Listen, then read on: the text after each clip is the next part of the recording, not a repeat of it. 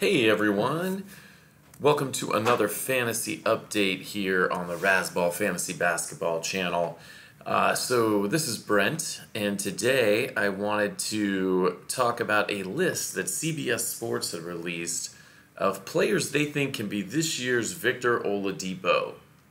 So by that I guess they mean someone who will make the jump from mediocre player to second team All-NBA. The real answer is that there probably isn't anyone who's going to do that this year, but since this has been a really popular question leading up to fantasy basketball drafts, let's play along. So the first name on CBS's list is Harrison Barnes. Now he's entering the third year of his 4-year, $94 million contract, and the Mavericks do seem to be a lot better team than they have been with Barnes over the last couple of seasons. During that time, Barnes has definitely been the best player on the team, and he'll probably still be the best, even with the signing of DeAndre Jordan, and with Dennis Smith Jr. about to make the jump into his second season, and after drafting the phenom from Europe, Luka Doncic. This is definitely a big year for Barnes, but I still don't think he has what it takes to be an all-star. He's an above-average role player on a good team, and there's a really good chance that Dennis Smith Jr. will surpass him as the team's leading scorer this season, and that Doncic will take over sort of as the on-court leader. It's just two more guys who are ball dominant, who are going to keep the ball out of Harrison Barnes' hands. The one thing Oladipo had going for him is that he was really the main guy on that team, and his usage rate was out of control once he started showing his potential as a superstar.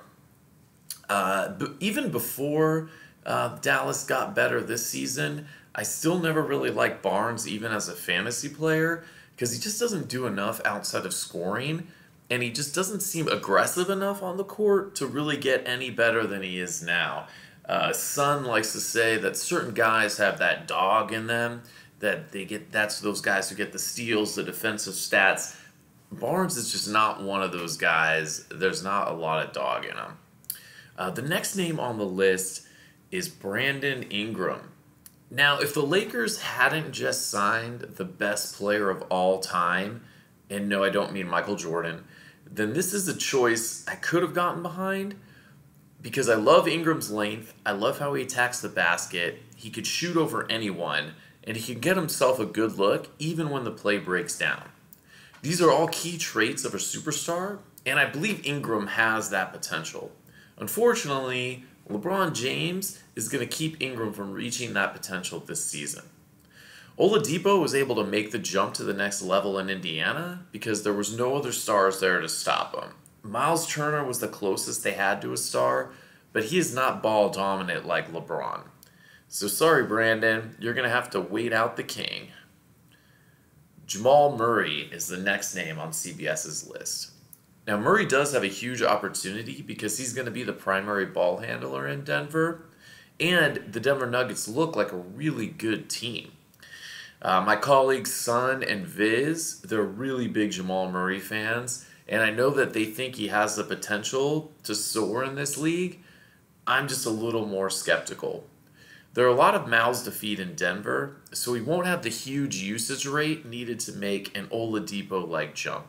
I could, however, see his fantasy value taking a giant step forward with increased assist numbers and a much better shooting percentage because he's going to get a lot more open shots with the talent around him.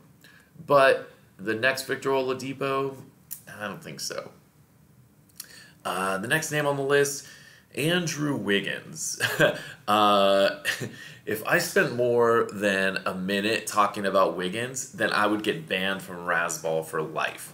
I will say this though, if the Wolves trade Jimmy Butler, then Wiggins' usage rate will skyrocket, but that is a big capital if this season.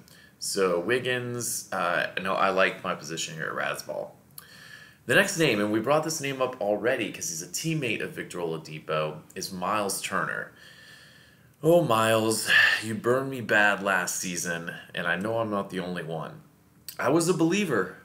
I predicted Oladipo being much better, and I did draft him everywhere because I loved his potential. I'm not going to say I could predict he was going to be a second team All-NBA, but I did think Oladipo had a really good shot. But if you asked me who was going to be better last year, Myles Turner or Victor Oladipo, I would have said Turner by far. He looks like a star. He had all the makings of it, but an elbow injury last year, and by his own admission, he came into training camp last season fat, didn't really take it seriously, but he saw what it takes to succeed by playing with a guy like Victor Oladipo, and he came back this year in much better shape. He says he's healthy, so he could easily, I think, be a new all-star in the East. There's going to be a lot of openings for all-stars in the Eastern Conference, and I think Turner does deserve a second chance from fantasy owners as a potential sleeper star, and you could probably get him at a pretty decent price on draft night. But saying he's going to be a Victor Oladipo of this season, that's pushing it. The next name on the list, Fred VanVleet. What? I've done a bunch of drafts to this point, and Freddie VV, he's on waivers in all of them. So if he makes the jump to All-Star, then he's going to be this year's waiver wire MVP and maybe the greatest waiver wire MVP of all time.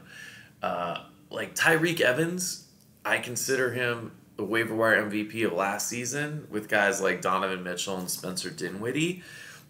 But that was last year. I don't see it. I don't see it with Freddie VanVleet. I don't see that Tyreke Evans ability in him. I don't see that Donovan Mitchell ability in him. He was never predicted to be a star in this league. He's a great role player on a really good Toronto team, and maybe he could make a case to not be on waivers in fantasy leagues. But to even have him on a list of potential Oladipo replacements, something's wrong with CBS. And the next name on the list is making me sure that CBS is smoking crack. Dante Exum. All right, somebody check in on CBS, knock on the door, make sure they're still alive in there, make sure they don't need any help, because this is just crazy. Like, Exum is a really good defensive replacement player in Utah, a good backup to bring in when you need to shut down a star player.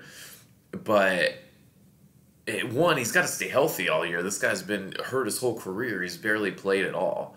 And he's just going to be a bench piece on Utah. A bench piece is not going to make a good fantasy player, let alone potential to be a second-team All-NBA. With Donovan Mitchell there, Ricky Rubio, they drafted Grayson Allen for shooting. You got Joe Ingles, who handles the ball a lot. I just don't see usage there for Exum at all. And he's not even really that great of a shooter. So, I doubt that Exum will even end up on fantasy teams this season. And I'm a little disappointed with Exum. Let's see if CBS can exonerate themselves here. The final name on the list to be Oladipo replacement worthy, Aaron Gordon. All right, CBS, just when I thought you couldn't get any dumber, you go and totally redeem yourself. Gordon is going to get the ball a lot, and he is going to be asked to do a lot of different things on this Orlando Magic team. They need him to score, they need him to rebound, they need him to shoot threes, they need him to handle the ball. That's how you make the jump to superstar. I like Gordon's odds of being an Eastern All-Star this season, and I think he has what it takes to win fantasy leagues for teams that are able to grab him in the middle rounds. Orlando has, guys like Nikola Vucevic, who's probably going to get traded to make room for Mo Bamba. They have Evan Fournier. Their point guard situation is shady at best with DJ Augustine, and I don't even know who the other guy is. So Gordon is going to be the man there. I also like Evan Fournier as a potential breakout guy, but that's for a different story. I love Aaron Gordon this season. I think CBS may have hit a home run with their last pick here. Now, I hear what you're asking. Brent, it's easy to bag on someone else's choices, but who are your picks? Well, I'm glad you asked. So Aaron Gordon is one of my picks to be this year's Oladipo. And my other pick is the Los Angeles Clippers' Tobias Harris. I think Harris has an opportunity to be the star on the Clippers, and he's a good shot at making the All-Star game in a Western Conference packed with stars. Harris can shoot from deep. He has the size and quickness to guard at least 3 positions and to get a shot whenever he wants. He can rebound and even get some blocks. And if he can average 3 to 4 assists per game, then we definitely have an Oladipo-esque numbers here. I would get Tobias Harris and Aaron Gordon on any of your fantasy teams you can this season.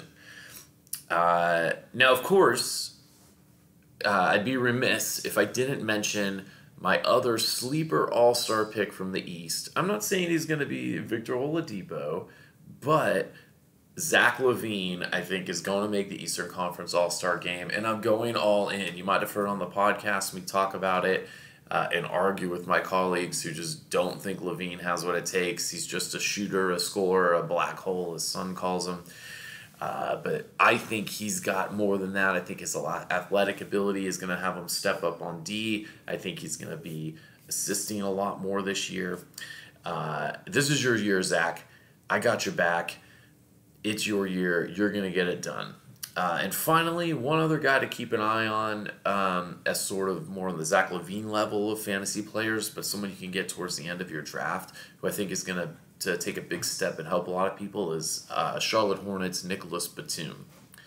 He's going to be a guy who can score, hit threes. He can also assist if you missed out on some of the early point guards. He can help you with some assists there. Having Malik Monk, Kemba Walker, there's going to be maybe a little less chance for him to pass the ball, but I don't know. I think Batum has that ability to be sort of a point forward type, and if Kemba Walker does get traded, watch out. Batum is going to explode, and there is a good chance that Kemba could get traded if the Hornets are not playing up to their expectations. And a lot of people think the Hornets could be this year's Pacers, where they actually make a run in the playoffs. So we'll see. If they're not playing up to that and some of the young guys don't step up, they trade Kemba Walker, Nicolas Batum is going to be the man. All right, so that's today's fantasy update. I'll be back with plenty more before the season starts. If you have any draft questions, hit me up in the comments below. Make sure you subscribe to get all the fantasy update videos, all of our podcasts that come out once a week. I turn them all into videos with stats and pictures and all that fun stuff.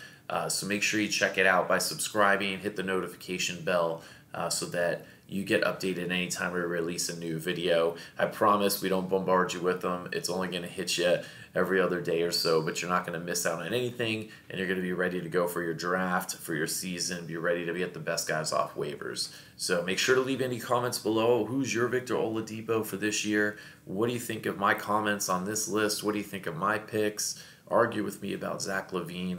I'm ready to go. This is Brent from Razzball. Out.